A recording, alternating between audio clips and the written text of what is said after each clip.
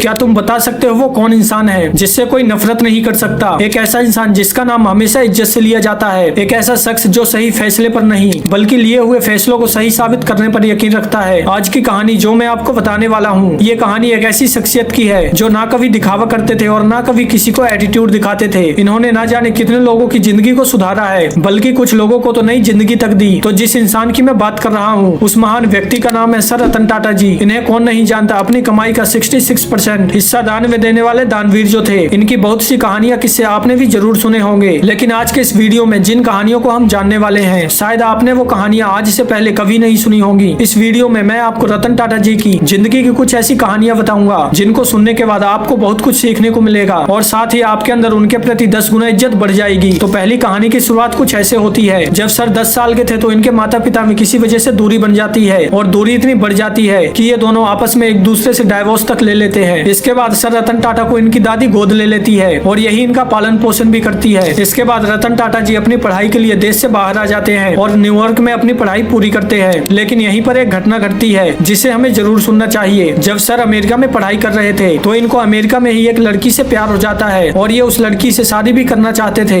और बात यहीं तक नहीं थी, लड़की को भी रतन टाटा जी से प्यार हो जाता है और वो लड़की भी रतन टाटा जी से शादी करने के लिए तैयार हो जाती है। और जब दोनों शादी के लिए तैयार हो जाते हैं और शादी करने ही वाले होते हैं तभी उन्हें अपने देश यानी भारत से एक फोन जाता है और ये फोन उनकी दादी का होता है। जब सर फोन पर दादी से बात करते हैं तो उनको पता चलता है कि दादी की तबीयत बहुत खराब है और इनका ठीक होना मुश्किल है। तो सर दादी के कहने पर भारत आने की तैयारी करते हैं और वो जिस लड़की से प्यार करते थे उससे कहते हैं कि मेरी दादी का बचना मुश्किल है, मैं आपसे यहाँ पर शादी नहीं कर सकूंगा, आप मेरे साथ मेरे देश चलो, हम वहीं पर शादी करेंगे। लेकिन लड़की के माता पिता सर के साथ लड़की को नहीं भेजते क्योंकि उस समय अमेरिका और इंडोनेशिया में वॉर चल रही थी, इसलिए लड़की के माता पिता लड़की को नहीं भेजते और सर इस उम्मीद से इंडिया आ जाते हैं कि लड़की तो बाद में आ ही जाएगी। लेकिन जब सर भारत पहुंचते हैं तो उनको कुछ दिनों बाद पता चलता है कि जिस लड़की से वो प्यार करते थे उस लड़की की उसके माता पिता ने दूसरे लड़के से शादी करवा दी। ये सुनने के बाद सर को बहुत बड़ा झटका लगता है और सर उसी दिन पत्थर की लकीर से अपनी किस्मत लिख डालते हैं कि अब वो अपनी जिंदगी में कभी शादी नहीं करेंगे। सर के शादी न करने की एक और भी वजह थी कि जब वो अमेरिका से भारत आए थे तो सर लड़की से वादा करके आए थे कि मैं आपसे शादी जरूर करूंगा और वापस आऊंगा। लेकिन लड़की के माता पिता इंतजार नहीं कर सके और लड़की की शादी दूसरे लड़के से करवा दी। तो अपना वादा निभाने के लिए सर ने अपने पूरे जीवन में शादी का कभी ख्याल नहीं किया। दोस्तों, इस किस्से को सर ने खुद अपने इंटरव्यू में बताया था।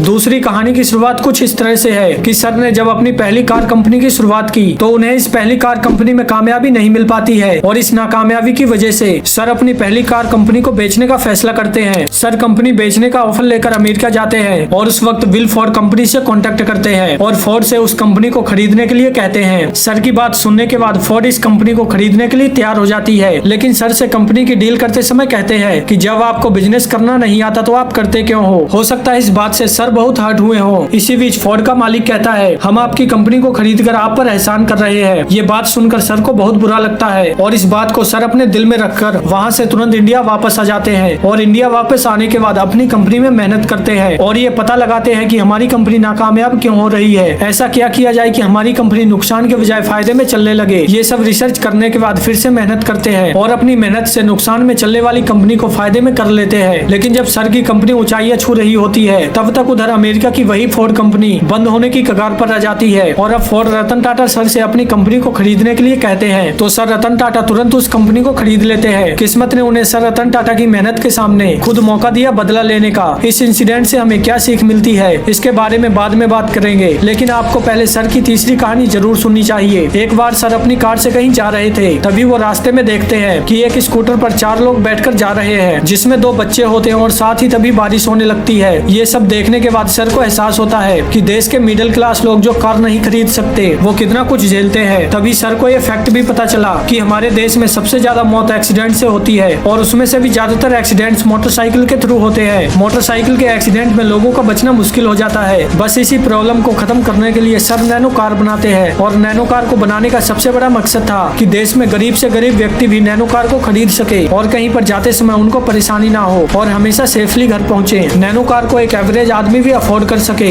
इस वीडियो को देखने के बाद आपको सर की 3 बातें जरूर सीखनी चाहिए। सबसे पहली सीख, अगर किसी से कोई वादा करो तो उसे जरूर निभाओ। जैसे कि सर ने अमेरिका की लड़की से वादा किया था कि मैं आपसे शादी जरूर करूंगा, लेकिन लड़की की शादी दूसरे लड़के से होने के बाद भी रतन टाटा सर ने अपना वादा नहीं तोड़ा। दूसरी सीख, यदि कोई आपकी बेइज्जती करता है तो उसे तुरंत जवाब ना दो, अपनी बेइज्जती का बदला कामयाबी से लो, जैसे कि सर ने विलफोर्ड कंपनी को खरीदकर अपनी बेइज्जती का बदला लिया। तीसरी सीख, हमेशा दूसरे व्यक्ति की प्रॉब्लम को सॉल्व करने की कोशिश करो, जैसे सर ने नैनो कार को इसलिए बनाया ताकि लोगों की जान बच सके और एक्सीडेंट ना हो। मैं मिलूंगा दोस्त अगली वीडियो में, और ऐसी वीडियोस देखने के लिए चैनल को सब्सक्राइब जरूर कर देना।